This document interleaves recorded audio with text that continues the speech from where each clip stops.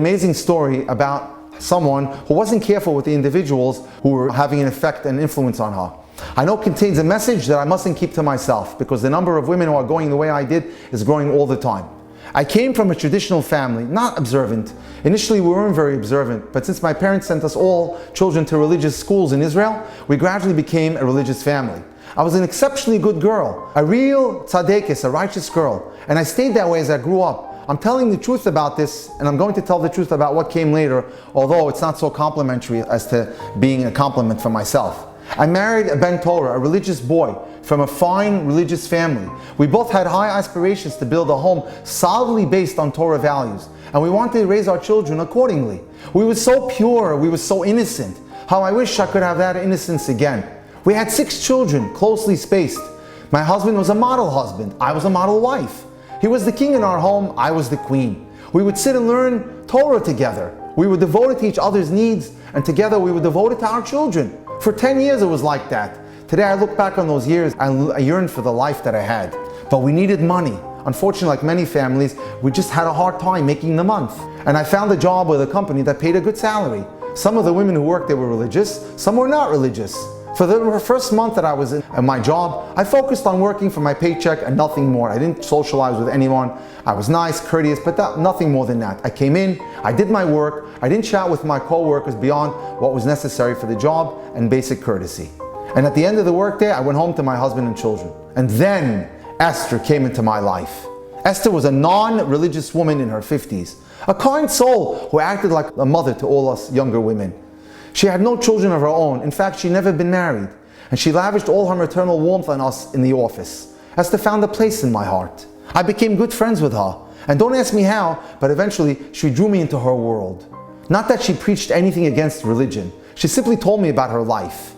And it wasn't that her life was exotic or glamorous, but as she told me about it little by little, she influenced me. She influenced my worldview. I wasn't even aware it was happening. It was going on so insidiously.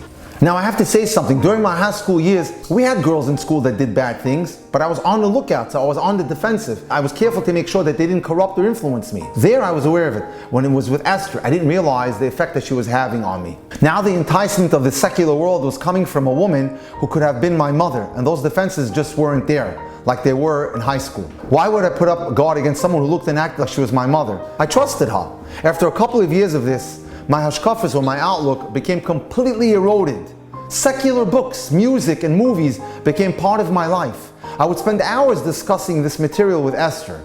At home, I continued playing my role robotically, but no longer with the same pure-hearted dedication. I had turned into a two-faced woman. One day, my husband happened to notice songs on my iPod that weren't to his liking.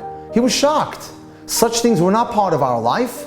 I reacted with the most effective defense. I attacked him. In the course of that argument, all my new opinions come rushing out into the open. I can do whatever I please, I said to my husband. You're not going to ruin my life or tell me what to do.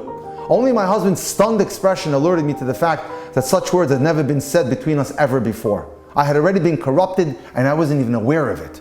From there, things only became more entangled. I talked with Esther about what was happening at home, and she, who never had been married, gave me advice how to put my husband in his place. My husband was completely baffled. It was as if someone had changed the combination to the safe. His wife became inaccessible. He didn't recognize me. He didn't know what had gone into me, and he couldn't talk to me. A year of fighting wore down the bond we nurtured so carefully. And one day I packed up, took the children with me, and moved back to my parents. Eventually, after the painful arbitration, our divorce settlement was finalized. What a tragedy! What an incredible tragedy! We were to share custody of the children, and they were to be brought up according to the guidelines of the court. After that, there was some tension, and we had the usual post-divorce situation. Kids coming to me, going to him, etc. In the interim, my husband started a new household, got remarried. But I entered a phase of my life that I would give a lie if only I could erase it. And now I want to make an editorial comment. The woman writes, "Welcome to the world of single parenting. You don't want to ever be there. Believe me. And if you had any alternative, don't go there. I won't elaborate. I'll just say that thousands of divorced women are going around today in terrible states spiritually, socially, and financially. And if you have any questions, you can talk to me privately. I deal with a lot of divorced women, and it's sad to say how spiritually they erode, how much they decline, how many tests they have to deal with, how many times they're challenged, how many times their ethics are challenged. Most of the new friends I met had initiated the divorce, as I had, and in most cases their husbands never wanted to get divorced. A respected rabbi told me that our readiness to choose divorce these days is an excellent indicator of the change that has taken place from one generation to the next. In previous generations, he tells me, a woman feared divorce, but not today. Go and ask your friends, the rabbi said. Are they enjoying their single life? I don't think so. From the vantage point of 5 years later, would they make the same decision if they could go back in time? The truth is, aside from certain unusual cases, most agree that if they made time to make the effort, they might have been able to bridge the gaps between their husbands and come to an understanding rather than resort to the extreme step of divorce. It hurt me to see how attached my children were to their father.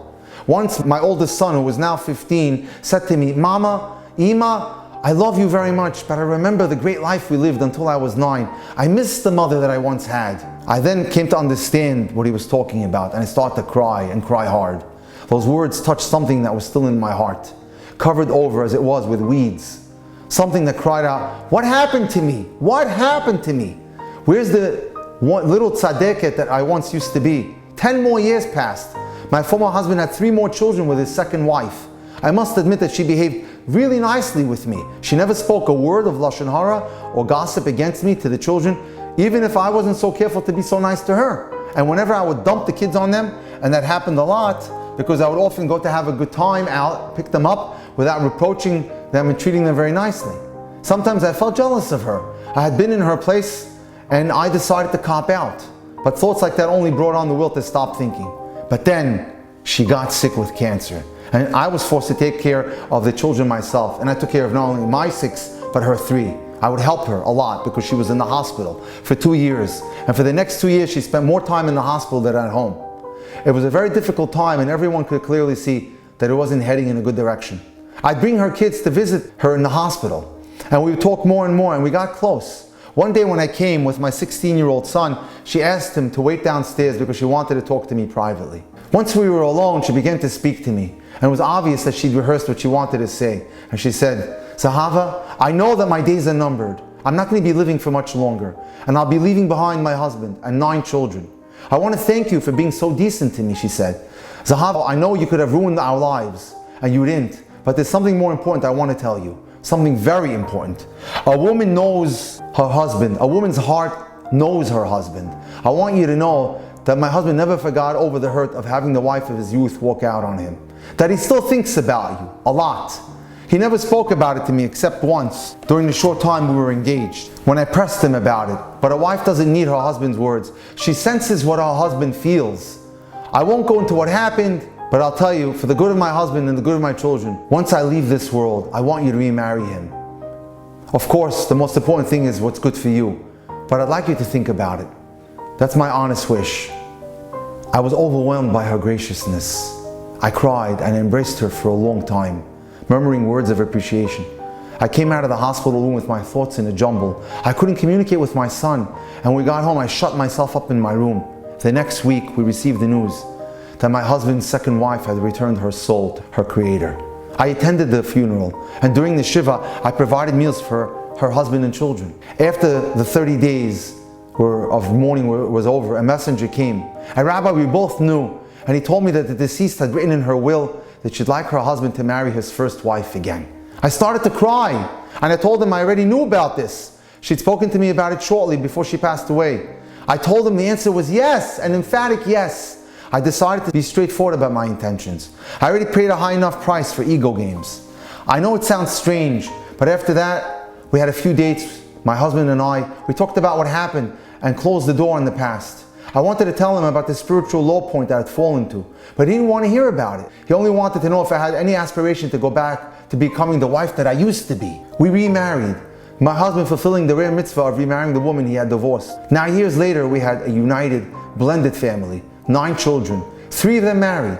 One might say that the wound has been sewn up and healed. Yet for me, the scar remains. And that's how it's going to be, because I'm not willing to forget what I went through. I need to hold on to that reminder of how much a person has to guard himself from bad and corrupt influences in order to stay on the path of Judaism, in order to stay on the path that their soul truly desires.